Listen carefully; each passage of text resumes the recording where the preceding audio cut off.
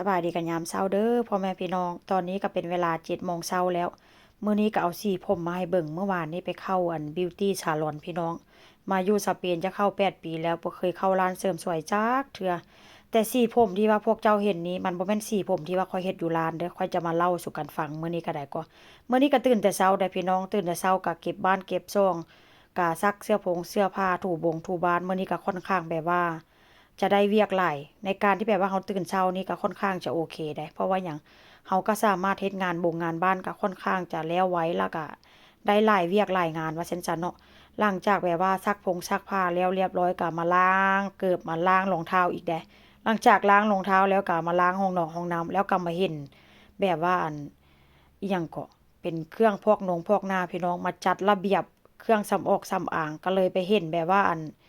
ครีมมาร์กหน้าพี่น้องประมาณว่าบ่แม่นครีมดอกมันจะเป็นแบบว่าครีมที่แบบว่าทาแล้วก็สามารถแบบว่าลอกเอาสิวเซียนหรือว่าเอาเส้นขนอยู่หน้าเฮานั่นเนาะพี่น้องค่อนข้างจะออกได้ดีแต่ว่ามันค่อนข้างจะเจ็บก็สั่งมาโดนแล้วล่ะก็เลยที่แบบว่ามาใช้ก็ช่วงนี้ก็ค่อนข้างแบบว่ามีเวลาได้แล้วก็บ่ได้ไปเฮ็ดงานว่าซั่นซะเนาะก็หันสิเอาไว้มันก็สิหมดคุณมันก็สิทิ่มซื่อๆพี่น้องซื้อมาก็ค่อนข้างราคาแบบว่าก็บ่ได้แพงหลายดอกแต่ว่า มันก็หลายเติบหั้นน่ะเนาะพี่น้องมันก็เราซื้อมาแล้วก็เจียวทิ่มก็เสียดายว่าซั่นซะตอนอยากได้ก็อยากได้เดะแต่เวลาสั่งมาแล้วก็ค่อนข้างแบบว่าบ่อยากใช้มันก็คือว่าหั่นแหละช่วงหนึ่งก็ค่อนข้างจะเฮ็ดงานเนาะพี่น้องก็เลยแบบว่าค่อนข้างจะขี้คร้านใส่ใจหน้าตาตัวเองหน้านี่ก็แพ้อันนั้นมาเด้อพี่น้องอันแพ้ครีมกันแดดก็เลยแบบว่าเป็นหอยแล้วก็แกะมันแด้ว่าซั่นซะเนาะมื้อนี้ก็จิมาเข้าเรื่องเลยพี่น้องก็จิมาเว้าเรื่องไปเฮ็ดผมอยู่ร้านเสริมสวยมามื้อนี้ก็ สิมาเว้าสู่กันฟังตอนแรกอะเนาะว่าจะไปกินข้าวกับพี่คนไทย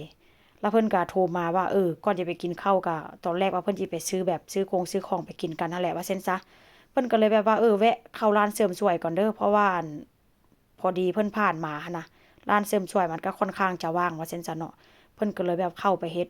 แล้วก็เป็นจังหวะที่แบบว่าข้อยอยากเฮ็ดสีผมพี่น้องแล้วก็อีกอย่างวันศุกร์วันเสาร์อาทิตย์นี่นะ งานที่แบบว่างานอยู่หมู่บ้านอยู่บ้านสวนมันมีงานนะคะจะได้ไปกินข้าวนำเพื่อนนำหมู่ผัวว่าซั่นซะเนาะก็อยากงามเฮาแหละว่าเซ็นไปเพราะว่าก็ส่วนนี้ก็บ่ได้ไปเฮ็ดการเฮ็ดงานพี่น้องก็เลยแบบว่ามีเวลาแล้วก็อยากดูแลตัวเองเด้ช่วงเฮ็ดงานก็เฮ็ดแบบว่าก้มหน้าก้มตาเฮ็ดแบบว่าบ่มีเวลามื้อพักมื้อผ่อน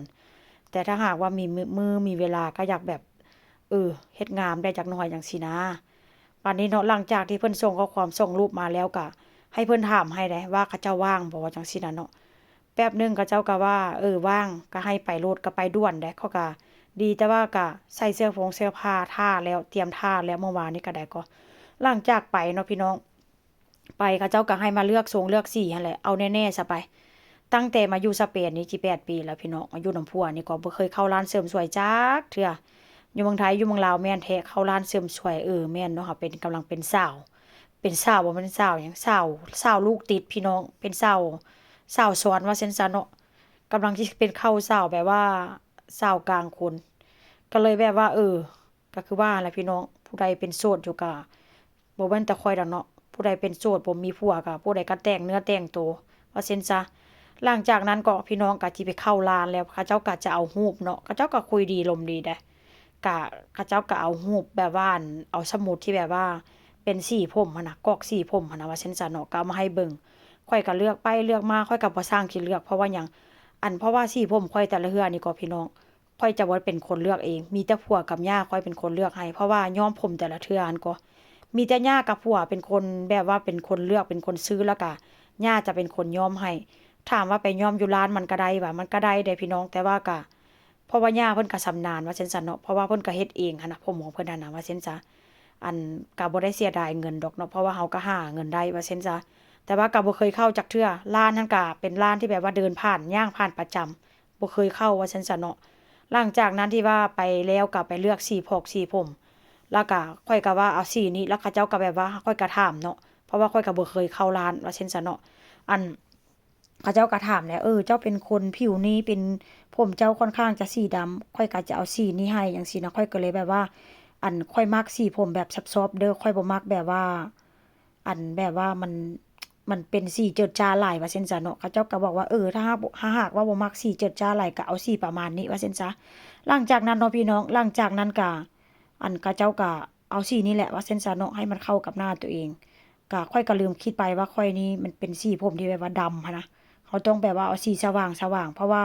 ถ้าหากว่าย่ากับพวกค่อยนี่สิบ่ให้ย้อมสีนั้นเป็นเด็ดแต่ว่าค่อยก็เลือกเขาจะว่าสีนั้นโอเคค่อยก็เลือกตามเขาเจ้าเขาเจ้าแนะนำว่าซั่นซะเนาะ หลังจากเลือกแล้วก็เขาเจ้าก็ไปตีสีแล้วก็มาเอามาย้อมพี่น้องย้อมไปย้อมมาก็เขาเจ้าก็ปล่อยไว้ประมาณ35นาทีคิดเบิ่งว่าอันผัวโทรมาก็บ่รับสายเพราะว่าหยังย่านผัวหายว่าอย่าไปเฮ็ดนั่นน่ะเดี๋ยวมันสิบ่ถูกใจจังซี่น่ะเนาะเสียเงินแล้วผัวก็สิบ่ว่าดอกแต่ว่าย่านมันบ่ถูกใจหั้นน่ะพี่น้องเพราะว่าสำหรับข้อยนี่ย่าเพิ่นก็จะรู้เนาะว่าสีใดไปเข้ากับหน้าข้อยแล้วก็สีใดเฮ็ดออกมาแล้วมันก็จะโอเคว่าซั่นซะเพราะฉะนั้นแล้วข้อยก็จะบ่เคยเข้าร้านเน้นว่าข้อยบ่เคยเข้าร้านเด้อพี่น้องแล้วก็บ่ได้ไปติเขาเจ้าก็เฮ็ดออกมาโอเคอยู่หลังจากนั้นก็ไปลงไปล้างได้ไปล้างข้อยก็คิดว่าเขาเจ้าจะไปนวดคือดีๆคือบ้านเฮาไปสระไปเกานู่นนี่นั่นจักหน่อยแต่ว่าก็แค่ล้างเอาน้ำออกพี่น้องล้างเอาน้ำออกหลังจากนั้นก็มาปรงมาเป่า แล้วสีออกมามันก็ค่อนข้างแบบว่ามันก็บ่ได้สว่างปานใดว่าซั่นซะเนาะก็เขาเจ้าก็ว่าโอเคได้ก็อาจจะเป็นแบบว่าบางคนก็บอกว่าถ้าหากว่าไปล้างแล้วก็เฮาสระแล้วดนๆไปหันน่ะเนาะสีมันก็ค่อนข้างจะเริ่มออกว่าซั่นซะเนาะข้อยก็บ่ฮู้ดอกว่ามันจะเป็นความจริงแท้บ่แต่ว่าก็มันก็บ่ค่อยได้สังเกตว่าซั่นซะเนาะพี่น้องแต่ถ้าอยู่เมืองไทยบ้านเฮาอยู่เมืองลาวบ้านเฮาว่าเฮ็ดออกไปแล้วหั้นน่ะมันค่อนข้างจะบ่มีความวิติความแบบว่าหยังก็กังวล เพราะว่าบ้านเฮานี่ฝีมือก็ค่อนข้างโอเคได้พี่น้องคนอยู่ทางบ้านเฮาว่าซั่นซะเฮ็ดออกมาค่อนข้างจะโอเคเนาะหลังจากย้อมออกมาแล้วเขาเจ้าก็มาเป่ามาไดข้อยก็เลยบอกว่าให้ตัดพร้อมเด้อว่าซั่นน่ะให้ตัดพร้อมให้ตัดนำเด้แล้วค่อยก็เอารูปให้เขาเจ้าเบิ่งเด้เพราะว่าข้อยก็อยากได้ทรงนี้จังซี่น่ะก็เข้า Google อย่างดีว่าซั่นซะเนาะพี่น้องเขาเจ้าก็ว่าอุ๊ยงามแล้วนี่ได้ทรงผมทรงนี้แต่ว่าหลังจากเป่าแล้วพี่น้องข้อยก็คิดว่าข้อยก็เคยตัดอยู่นะทรงผมอยู่เมืองไทยเมืองลาวก็ได้เนาะ เพราะว่าข้อยก็ยอมรับว่าฝีมืออยู่ทางคนทางบ้านเฮาคนอยู่เมืองไทยนี่ค่อนข้างจะเฮ็ดแบบว่าเก่งพี่น้องเพราะว่าข้อยมาเทียบกับคนที่ว่าเฮ็ดอยู่นี่น่ะเขาเจ้าเฮ็ดมาก็30กว่าปีแล้วเขาเจ้าเฮ็ดร้านเสริมสวยแต่ว่าฝีมือนี่บ่ได้เลยสีผมเขาเจ้าเฮ็ดออกมาก็ค่อนข้างโอเคแต่ว่าคันเวลาเขาเจ้าตัดพี่น้องเอ้ยตัดผมออกมาให้ข้อยนี่ก็ข้อยสั่งทรงหนึงได้ทรงหนึงก็จะได้ทรงแบบว่าเป็นทรงแบบทื่อๆหั่นน่ะ ตัดปลายให้มันเท่าๆกันว่าซั่นซะเนาะก็ทรงประมาณนั้นข้อยก็เลยแบบว่าข้อยบ่อยากได้ตรงแต่ว่าเขาเจ้าตัดทางหลังหั้นเป็นทรงตรงแต่ว่าตัดทางหน้าให้เป็นทรงแบบว่าตัดทางหน้าให้มันสไลด์ลงสไลด์ลงสไลด์ลงหั้นน่ะแล้วมาตัดทางหน้าให้ข้อยน้อยเดียวพี่น้องเอ้ยข้อยก็เลยแบบว่าบ่ปากหลังจากนั้นก็เนาะหลังจากที่ว่าตัดผมให้มันบ่ถูกใจแล้วก็